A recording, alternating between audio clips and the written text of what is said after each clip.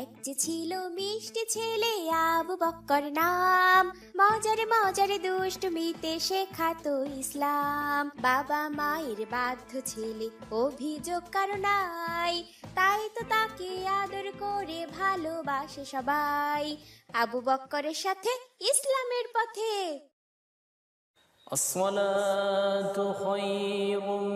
আবু বক্কর, এই যে বাবা আবু বক্কর, ফজরের আজান হয়েছে, এবার উঠে পড়ো, ফজরের নামাজ পড়তে হবে। এই যে বাবা, ওঠো, সূর্যোদয়ের আগেই ফজরের নামাজ পড়তে হয়। উঠে পড়ো বাবা। 7 বছর বয়স থেকেই মহান আল্লাহ আমাদের উপর নামাজ ফরজ করেছেন। আসসালামু আলাইকুম। ওয়ালাইকুম আসসালাম বাবা।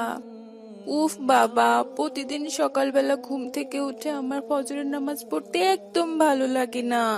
আবু বক্কর, তুমি কিন্তু ঘুম থেকে উঠে দোয়া পড়তে ভুলে গেছো। জি বাবা, এখনই পড়ে নিচ্ছি। আলহামদুলিল্লাহ হিল্লাজি আহিয়ানা বাদানা আমাতানা ওয়া ইলাইহিন নশুর। এবার চলো নামাজ আদায় করি। আমার ফজরের নামাজ পড়তে ভালো লাগে না বাবা।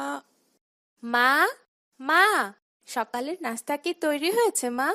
খেতে দাও না মা, আমার খুব ক্ষুধা পেয়েছে। এই তো আসছি বাবা, একটু অপেক্ষা করো। আহা বাবা, দেখো না আমার হাত খুব জ্বলে যাচ্ছে। মা, দেখো না আমার হাত খুব জ্বলে যাচ্ছে। মা, আমার খুব কষ্ট হচ্ছে। বাবা দেখো না।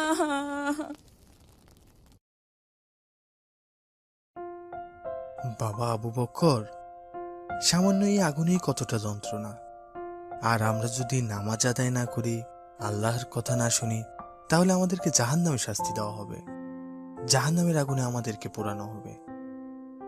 আর পৃথিবীর আগুন তো জাহান্নামের আগুনের 70 ভাগের 1 ভাগ মাত্র, অথচ আমরা সে আগুনই সহ্য করতে পারি না।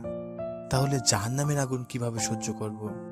তাই জাহান্নামের আগুন থেকে বাঁচতে আমাদের নামাজ আদায় করা উচিত, আল্লাহর কথা শোনা উচিত, কখনো নামাজ পরিত্যাগ করা উচিত নয়, কখনো নামাজে গাফিলতি করা উচিত নয়।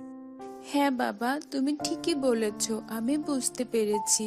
আমরা সামান্য দুনিয়ার আগুনই সহ্য করতে পারি না, তাহলে জাহান্নামের ভয়ঙ্কর আগুন কিভাবে সহ্য করব? আমার আর ভুল হবে না বাবা, আমি আর কখনো নামাজকে অবহেলা করব না। আল্লাহ, তুমি আমাকে মাফ করে দাও। আমি এখন থেকে সব সময় নামাজ অভিযোগ পড়বো। কারো নাই, তাই তো তাকে আদর করে ভালোবাসে সবাই।